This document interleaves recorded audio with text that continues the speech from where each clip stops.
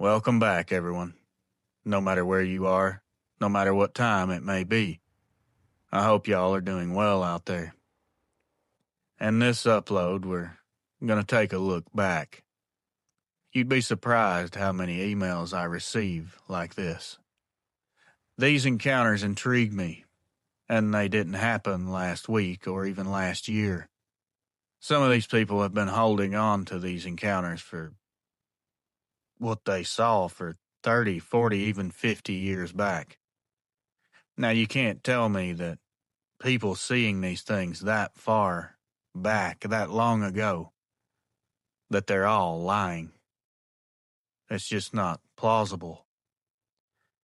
These encounters are from a quieter time, before cell phones, before any of these electronic gizmos and gadgets, before the internet could tell you what might be living in your woods.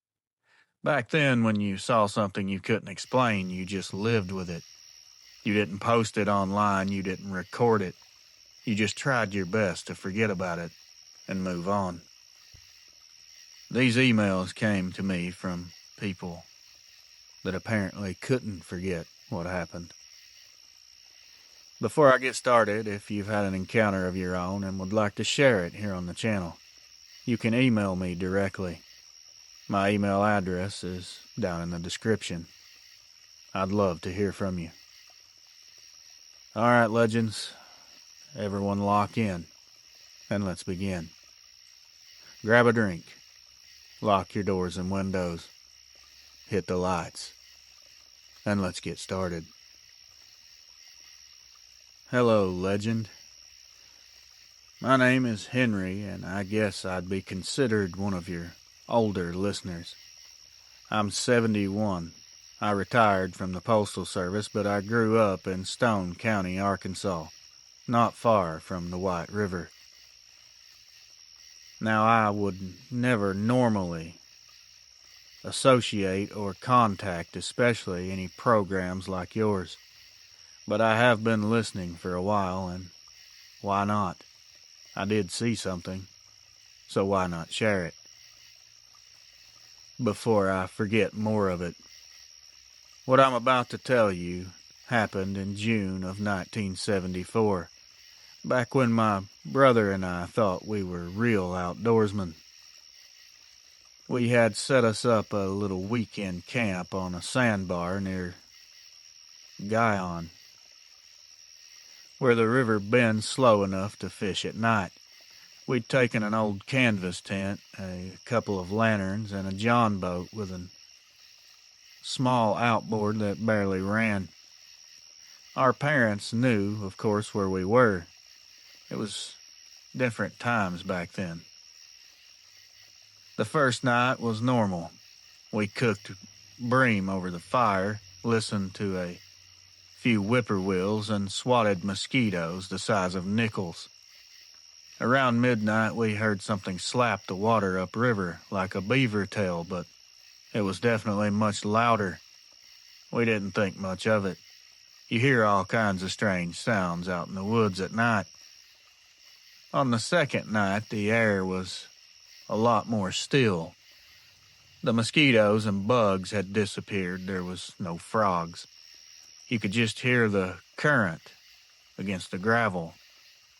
My brother, his name was Earl, was finding and fiddling with the lantern mantle when he said, "Hey, Henry, look across." On the opposite bank, I would say maybe 25 to 30 yards across, a shape was standing where the moon hit the gravel bar. It looked just like a man standing there in hip waders. This thing crouched down and scooped a handful of water up in its hands and drank it. I knew right then and there it wasn't an animal for sure. Animals don't have human hands. I also, at that moment, realized whatever it wasn't wearing clothes. The light caught hair along the shoulders and ears standing high on the head. We both froze, and I remember a smell. It just blew in out of nowhere, and it smelled like river mud and wet fur. It carried right across the water. The thing turned its head towards us and just stared.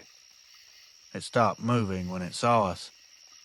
Earl, being more brave than smart, reached for the lantern and held it up like a signal. That must have caught its eyes because we saw the reflection. They were bright red. It stood all the way up, then taller than any man I'd ever seen, and it took one step into the river. The current there is knee-deep on a person, waist-deep in the channel. This thing walked through it like it wasn't even there. Each step sent out little white ripples under the moonlight. When it was about halfway across, we both snapped out of it. Earl grabbed the .22 rifle we kept for snakes, and I screamed, "Please don't shoot. Do not make this thing mad." I still don't know why I said that. What other option did we have? It was headed right for us. I just knew that a .22 was not going to hurt something of this size. It stopped midstream and just stood there. I can remember seeing the water running around its legs. Its legs up top around the thigh were the size of fence posts. It gave out a grunting sound. I could feel it in my chest. For some reason, it turned back toward the far bank and shot off into the willows like a puff of smoke. We heard absolutely nothing after that. We quickly packed up and rode across to look for prints the next morning. There were some impressions in the sand, kind of shaped like a person's foot, but other than that, you couldn't really tell much about them. Not that we could see, anyway. We were pretty young, so looking back, there may have been more clues that we missed. We never told anyone. Back then, you just didn't say things that made you sound crazy, especially in a small farming town. I myself married, raised some kids. I carried mail for 30 years, and I only mentioned this once, to Earl, a few weeks before he passed away. He told me he still could see it when he shut his eyes. Especially towards the end of his life, he talked about it a little more. Maybe it was some sort of mirage or some kind of illusion from the light pouring through the trees. Or it was some animal that I couldn't identify from being young and scared. But I have hunted, I've fished, I've trapped game half my life. I know what I saw come across that river wasn't any animal that belongs out there. 50 years later, I still remember the feeling of that thing looking at us. I think it was deciding if we belong there. And I think it showed us mercy because we were young. I don't have any other explanation for why it just walked away. It was big enough that we would have stood no chance. I appreciate your time. Henry, Batesville, Arkansas. The name's Cal Ritter. Use it. I could care less. What's someone gonna do with a name? I'm from southeast Iowa, born and raised on a corn and soybean farm outside of Bloomfield. I'm not a young pup these days. I'm pushing 60. But the night I'm writing about happened when I was 18 back in August of '82. I've kept this mostly to myself. I've told my wife a few times, mostly because it still doesn't sound right even to me. I'm always looking for other opinions to maybe put some ease to my mind. That summer it was hot and dry, not much rain. Dad had me checking the irrigation rig that ran off a diesel pump down in the middle of one of our bigger fields. It was about 80 acres of tall corn. I'd drive the old Chevy out there around 10 each night. make sure the hose pressure stayed up, and refill the tank. Very simple job. On the night I'm speaking of, there was no wind at all. It was a sticky kind of stillness in the air, like a thunderstorm was coming, but it wasn't. I had the truck parked at the edge of the rows with the headlights aimed down the turn lane so I could see while I worked. Crickets, frogs, everything was humming like normal. Halfway through topping the diesel, it all went silent. I noticed the hair on my arms stand up, though it thought it was lightning about to strike. I waited, but there wasn't a cloud flashing anywhere. It was clear. The air felt muffled. I shut the pump off so I could hear better.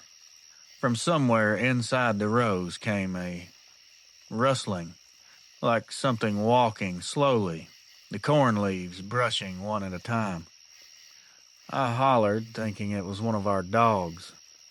As soon as I screamed out, it stopped dead in its tracks. I don't think it realized I was there until I said something. I stepped up on the truck's running board to get a better view over the crop. The moon was bright enough that I could see the tassels shifting in a straight line about 20 yards in. Whatever it was tall.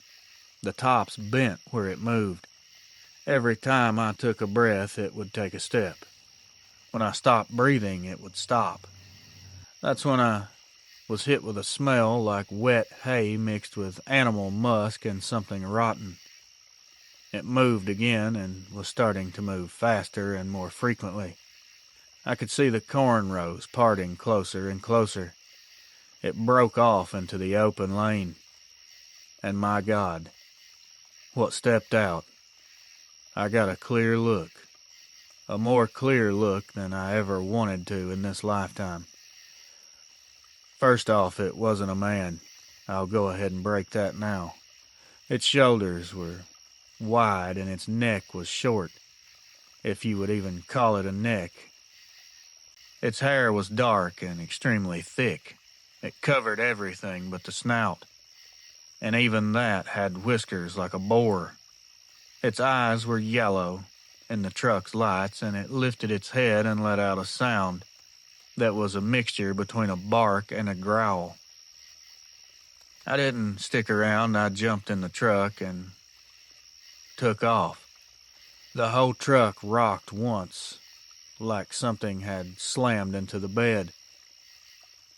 I was starting to drive a lot faster than I should have been, but I was terrified. I felt like I was about to lose my life to something I didn't even know what it was. All I could think was werewolf because that's what it looked like. I ran over a lot of stalks of corn on the way. When I reached the road, I looked in the mirror and saw it standing where I'd been, right in the lane, on two legs, watching me go, like it was bidding me a good riddance and stay out type of vibe. The next morning, I told Dad and took him out there. Nothing was torn up. There was no prints that held any shape in the dry ground. There was a patch where the corn looked flattened in a curve like something heavy had turned. He said it could have most likely been a black bear, and I was confused, though we hadn't seen one in decades and we both knew it. I didn't even try to disagree. I just didn't do the night checks after that. I refused. For years, I figured I'd dreamed it up from being alone too long in the dark. Maybe a horror movie here and there had sparked it. But even now, when the fields get tall in late summer and the air goes still before a storm, I can almost see and hear those rows of corn moving again. It's definitely something that I'll never be able to forget. And if you see one, you'll understand what I mean. Cal Ritter, Bloomfield, Iowa. Let's go back to the late summer of 1987. Just refer to me as Mac for privacy reasons. I drove a reefer then, long hauls out of Salt Lake heading west. Been behind wheels since I was 20. I still do odd runs when the knees don't fuss. This was off a stretch of Nevada 2-lane road that eats hours and spits out towns. I'm not going to pretend I stopped somewhere officers put pamphlets saying overnight okay. I pulled into an old way station turnout. It's the place you'd find where the DOT shut a checkpoint down and drivers started using the concrete apron for a nap. Locals know them. Truckers know them.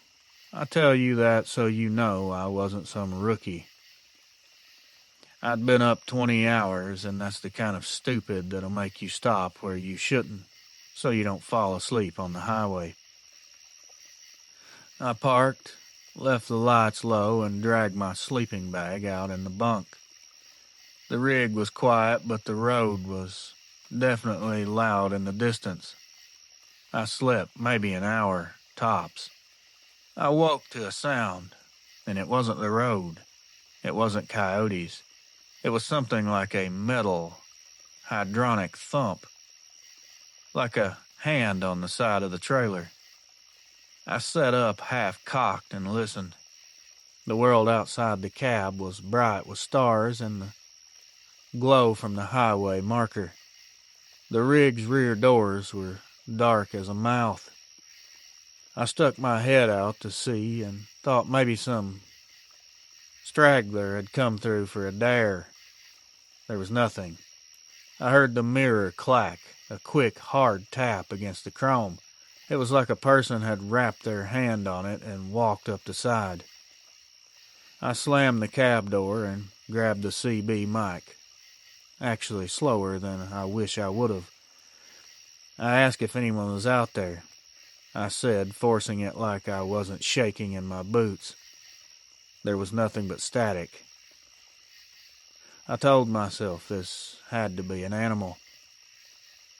I told myself 100 little lies to feel brave.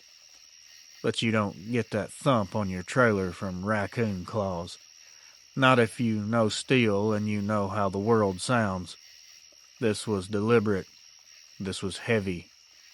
It sounded like something unfamiliar with steel and testing it.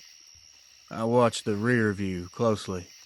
The lights passing from the highway was shining slow white bars across the trailer. For a second I thought I saw a shoulder pass by the marker.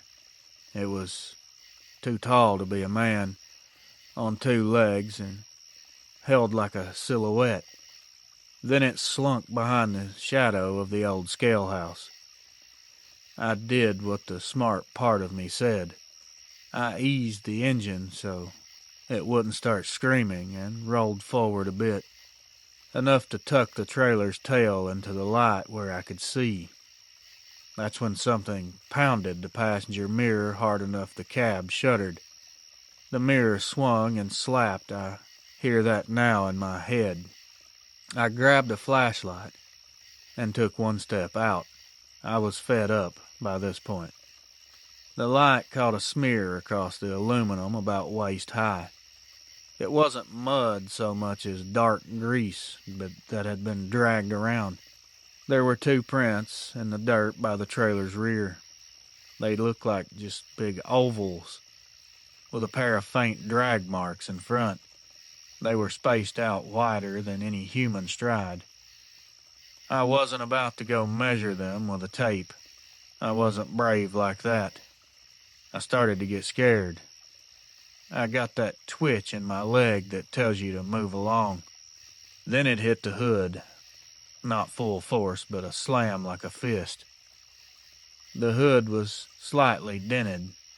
I remember the sound like a punch to a tin drum. In a panic, I just took off. I ran like a fool. It was not fight or flight, it was just flight and flight faster. I had no weapon to speak of, no crowbar, no iron bar.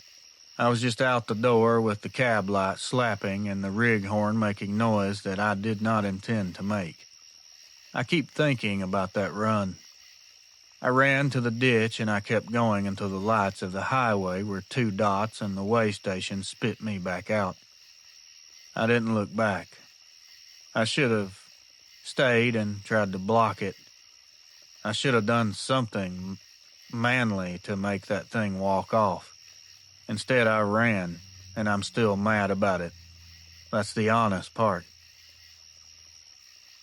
I went back with 2 other drivers later on the next day. That mirror had a smear of that dark stuff up where a man's chest would be. The aluminum had some scrape marks like someone tried to brace themselves. The dirt beside the trailer was trampled, just flattened out. It looked like a cattle trail in one spot. There were these weird marks that favored drag marks, but they were just lines leading off into the sagebrush. There was no real tracks farther than 50 feet. It was just gone. One of the other drivers, we'll call him Joe, he blamed a big dog or someone that was on drugs or drinking. He wanted to make a joke. I couldn't laugh. I still see the way that smear wrapped around the rivets and the way the mirror had been forced in. That took some force and something big to do that. That thump took something big, strong, to do that. People say I'm overreacting, that I should have slammed a door, that I should have fought. Again, I'm not proud of running. I'm not trying to be a hero, but I don't like being made out a coward either. I tell this now because every time I drive on the road at night and I pass that old stretch, I look at that apron and I know what sits there at night. If you've driven long haul, you already know where the secret spots are. If you're a rookie, ask a driver where safe places might be. Don't take your chances. If you ever hear your mirror clack and it's dark out, don't go out there. Just leave. Not because I said so, but because the part of me that got left behind at that old scale still wishes I'd stayed, even as foolish as that sounds. Don't be like me. Mac. Me and my husband were living up in Ashe County near the Virginia line in 1993. Folks around here just call it the high country. It's quiet land, a lot of ridges and hollers, and roads that get forgotten after the first snow. Our boy had just been born that November. We were still learning how to be parents, and the house we'd bought was old. One of those mountain homes that's been added into 3 different times, with a tin roof and a wood stove that smoked if you fed it too fast. My husband, Eddie, worked road maintenance for the county, so when the blizzards came, he was gone most nights running a plow. That particular storm had started just before daylight and kept on till noon. Outside went soft and gray, and all you could hear was the slow hiss of snow sliding off the branches. I had the baby asleep in the cradle by the stove and was standing at the kitchen sink, watching the snow drift down through the poplars. It took me a second to realize how still everything went. There was no crows, no dogs, nothing moving. There should have been animal sounds out there. I noticed a dark shadow between 2 trees up the hill behind the house. It looked like an old tree stump that fool your eyes when the lighting is bad. That is, until it shifted and moved. It stepped out far enough that I could see both shoulders moving. It was upright, it was dark, and broad through the chest. The snow came to its shins, but it walked steady, like it was used to it. I thought it was a guy in some type of heavy gear, maybe a hunter trying to take a shortcut. But this thing wasn't wearing gear. It was covered in fur. It was wet and heavy-looking, hanging in strips along its arms. I stood there, my hands on the counter, and watched it walk down the slope. It was moving slow but steady. It turned its head once, like it was checking the yard, making sure no one was watching. The outline of the snout was clear enough that I could see its breath fog out in front of it. Then the baby made a sound behind me, a tiny whimper, a little cry. I locked up. The thing stopped, too. Its head turned toward the window like it heard him. I watched it, for some reason, tilt its head just a little to one side like a dog does. For a few seconds, it didn't move at all. It stayed in that position. I backed away without even meaning to, just one step at a time until my shoulder hit the doorframe. The baby, by this time, was starting to cry harder, and that seemed to break whatever moment we were in. The creature's chest lifted once like it let out a big sigh, and it turned and walked back up toward the ridge. When Eddie came home that night, I told him there'd been something out by the woods, but I didn't say exactly what I thought it was, because I didn't know. He said I was probably looking at a bear walking up right through the snow. Maybe he's right. I guess that's possible. It could have been what I saw. Can a bear even walk that far on two legs? I know they can stand, and some of them have good balance, but I don't think they can walk very far. That thing never came back, even though I expected it. I was always looking for it, and I thank God for that each day. I thank God that nothing else like that has ever happened to me throughout my life. I feel lucky to have only seen it once. Darlene H. Hey, Reels. Your good buddy and faithful listener here with the same name as millions of people on this planet. I'm Brandon, and my encounter happened to me in May of 1999. I was 21 and working nights at a little video rental store off Highway 72 near Rolla. It was a strip mall setup, wedged between a tanning place and a laundromat. Very small town, steady business. A good gig for a guy paying for community college. I worked the close shift most nights, which meant locking up late at night after running the drop box and counting receipts. It definitely was never exciting. Nothing ever happened except the occasional weirdo trying to rent Die Hard while he's drinking without his wallet. That night had been pretty quiet. It rained earlier in the evening. I remember humming along to the radio while mopping because the hum of those fluorescent bulbs would drive you nuts otherwise.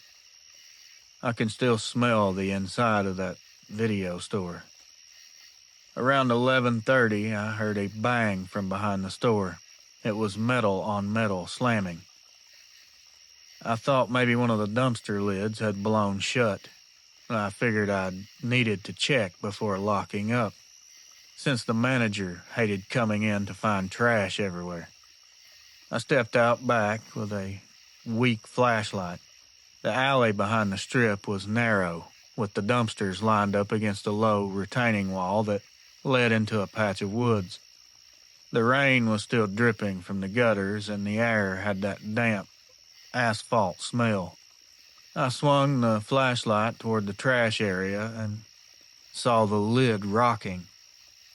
But what froze me wasn't the dumpster, it was what came out from behind it. Something big, dark, and moving, very low to the ground at first. The worst thing ever was when it started to straighten up, and it just kept rising. I couldn't process easily what was standing there. I kid you not, for a split second I thought it was a guy in one of those fake gorilla suits you used to see around Halloween, until the light hit its face. The eyes were glowing a dull yellow. It was like they were taking in the light and giving it part of it back. The snout was long and narrow like a shepherd's, and I could see teeth. They looked like they were too long and too big to even fit inside of its mouth. It stepped into the open like it didn't care that I was there at all. The flashlight was definitely shaking in my hands, but I knew I couldn't drop it. This thing let out a weird noise that sounded like a raspy gargle. I wanted to move, to run, but the only exit was back through the store, and it was between me and the door. It turned its head like it was sizing me up. It took a small step in my direction. The only thing I could think to do was start yelling. So I did, loud, shaky, and whatever came out of my throat, if you would call it yelling. It's like my body was shutting down. I've never felt fear quite like that. It's a very strange feeling that will change you. It flinched, just barely. It pivoted on its heels and walked off toward the trees. And when I say walked off, this thing walked off with the confidence that it knew I wasn't going to follow it. I stood there long enough for my legs to start shaking. When I finally got back inside and locked up, turned off all the lights, I just sat on the floor behind the counter. And I won't lie, I cried. And I sit there, locked in that store, until the next morning. The next day my boss came in. I told him somebody was prowling around the back. He looked at me, kind of concerned. He went back there and said he didn't see anything. Told me I was getting scared for no reason. I quit a week later. If he would have believed me and maybe talked more about it and tried to figure it out, I would have stayed. But it was obvious he didn't care about what happened to me or what I thought was back there. He didn't want to hear it, so I decided to quit. Looking back, I don't really blame him because the way I described it was a movie werewolf. I knew exactly what it sounded like, but I know what I really saw. That strip mall today is a vape shop and a payday loan place. We're well beyond the video rental establishments. I still look down that alley. It hasn't changed. Well, the light poles are new, but that dark patch of woods behind the walls is still the same. Even though nothing happened to me, I'm not going to sit here in good conscience and tell anyone that these things are not dangerous or they won't take you or do something horrible to a person. I can't confidently say that. I know this one didn't, but it definitely could have. This looked like a predator to me. I don't think these things are cute and cuddly like some people believe. But I can't convince anyone of anything. When I tell this story to other people, they don't believe me, and most of the time it gets a lot of laughs. So I don't expect anyone to believe me now. Brandon, Rolla, Missouri. I wanted to add this story as well. I received this email, and it appears to be a Bigfoot encounter. But after reading it, this person really, they deserve for their encounter to be told, Dogman or not. Hey, R.A., this is my Bigfoot encounter. It was late May or early June of 2022, around lunchtime on a weekday. I had been in a head-on collision with a semi on 3/17/2022, so I had ended up with multiple broken bones. I had broken my left arm, right hip, right ankle, and had 5 broken ribs and a fractured breastplate. By the time this encounter happened, the worst of the pain was gone, and my ribs and breastplate had mostly healed, and my ankle was healed. I refused to have any pain medication once I left the hospital, as I had been addicted to pain pills years prior, and I had been clean for just shy of 3 years at that point in time. I didn't want anything to ruin that for me. Since I'd be home and had ibuprofen, I could take for the pain, or simply deal with it depending on how bad it got. Anyways, prior to this, I lived on the back of my four-wheeler, always out riding trails, mudding or exploring, or just spending time with my son. But this day in particular, it was midday on a weekday, and my son had been spending time with family. Since I'd been cooped up in the house for 2.5 months and couldn't really drive a vehicle yet, I decided to go for a ride to get out of the house. There were some trails that ran along the Suwannee River. This set of trails are called the Christian Tract. You come in from the head of the trail, which is wide enough to drive a vehicle down. On the main trail coming in, on the left, there's roughly 50 to 75 yards of pine trees standing before it gets to thicker trees of oak and different types. On the right, it's a larger field of pines, and it looks like someone cut out all the different trees down, leaving only the pines. It looked like it had originally been multiple different types of trees and thick with brush, and someone had come through and cut out all the brush and other trees. It goes for a good ways like that. You go in at least a half a mile, and the road dips down and curves a bit. At this dip, there are these sinkholes on each side of the road and all sorts of trees. It's like they stopped cutting the trees and brush at this dip, and the road is curvy in this area for a few hundred feet. Then it forked off in 2 different directions, directly to the left and directly to the right, since the river is straight ahead at the fork.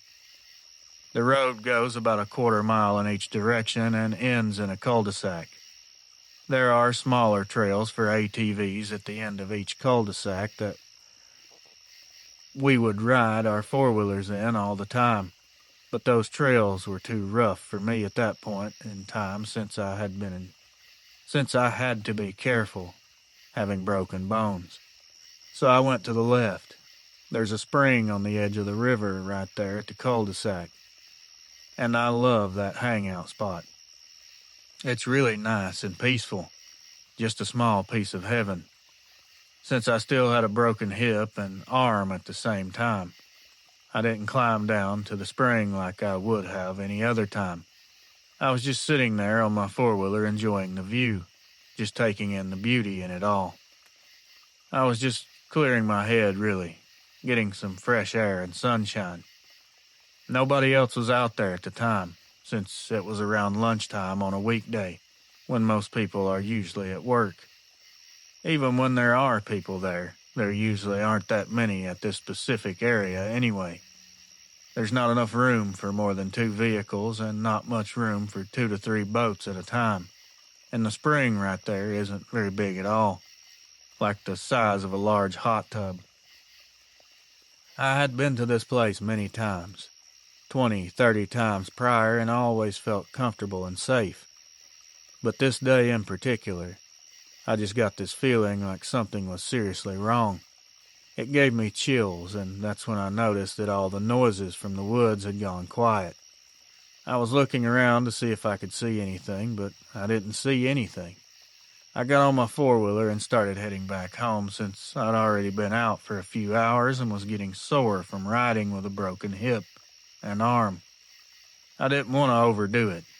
The trail was bumpy, so that didn't help much. I wasn't going very fast at all, maybe 15 miles per hour, when I just so happened to hear something behind me. I looked back over my right shoulder, and that's when I saw it. It was maybe 10-15 feet away on my right. I heard it breaking limbs, and I could hear it grunting. I'm assuming it was a young male, since it was clearly a male. It was maybe 7 feet tall. It didn't look like it was fully mature or fully grown yet, as it wasn't as big as some claim they are. It looked malnourished to a degree, with rustic brown hair all over. I didn't notice if its head was cone-shaped or not, just that it kept up with me even after I sped up to about 40 to 45. When I looked back and saw it, it was like, oh crap, I gotta get out of here. I sped up. I instantly knew what it was. Then I made it back to the main part of the trail, and when I looked back, I couldn't see it anymore. So I don't know where it went from there. There are a lot of old farms in my area. Cornfields, hayfields, cow fields, and farmers plant whatever else. I do know some of the farmers do farm swaps, which I don't know how common that is. Some of the farmers that have cows will move their cows from one property to an entirely different property down the road instead of moving their cows to another part of their own field that's sectioned off, even though there are different sections to their own fields. So it may be so that the skunk apes / Bigfoot don't get too used to where the cows are and start trying to take them, but I'm just speculating. I'd always believed that Bigfoot existed, though I hadn't seen one prior to that. I stayed with my aunt a lot as a kid before she had kids of her own, and since she lived way out in the country with woods on 3 sides of her house, she'd put me and my sister in bed with her. There were windows on each side of her bed, and I was one of those kids that would lay in bed talking all night fighting sleep. My aunt always told me that if I didn't lay there and be quiet and go to sleep, George would come get me. George was a Bigfoot that lived out in the woods on her property. I didn't believe her, but I really wanted to see George more than anything as a kid. The hurricanes that came through last year had made those trails hard to navigate, and the trails to the left were closed off. My son had gone back there and went to the right on my four-wheeler a few months ago. There wasn't anyone else out there, and he said that on the way back, he noticed a stack of rocks by the fork that wasn't there on his way in. There hadn't been anyone else there at the time, and he was sure they weren't there on his way in, as he had to swerve to miss them. He would have had to go around them. In the fall of 2021, my son was at our driveway waiting on the bus. I'd already left for work, and while he was standing there waiting, he was whistling a tune. He said that something had whistled back at him, and it sounded like it was really close. Close enough he should have seen it, but he didn't see anything.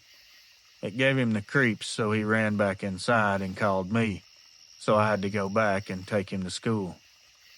That afternoon, when he got on the school bus to come home, a kid that lives right down the road, maybe 1/16 or 1/8 of a mile away, said that when he went to his driveway to wait for the bus, he could see what looked like this really tall, dark figure walking down the road in the direction of our house.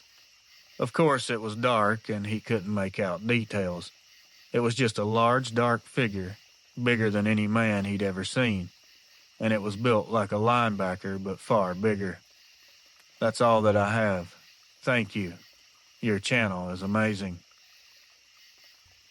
Friends, legends, family.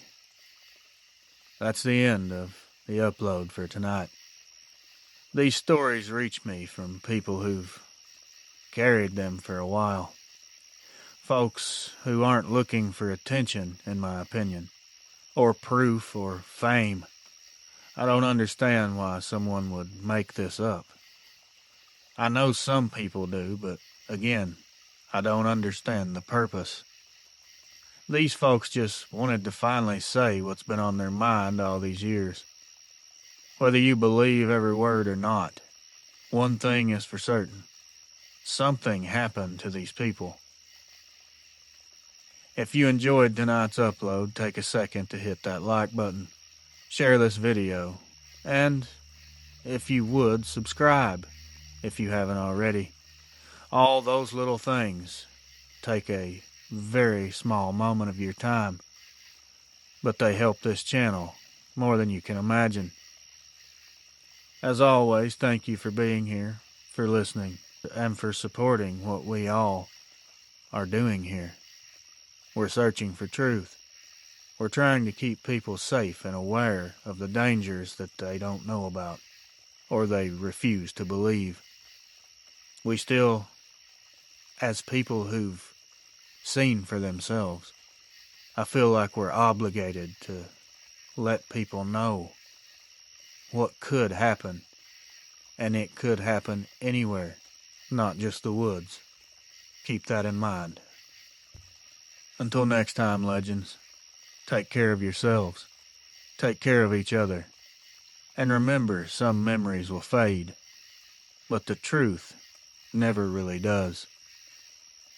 Everyone stay safe out there. I love each and every one of you. Until next time, my friends, watch over your loved ones, keep your head on a swivel, and as always, good night.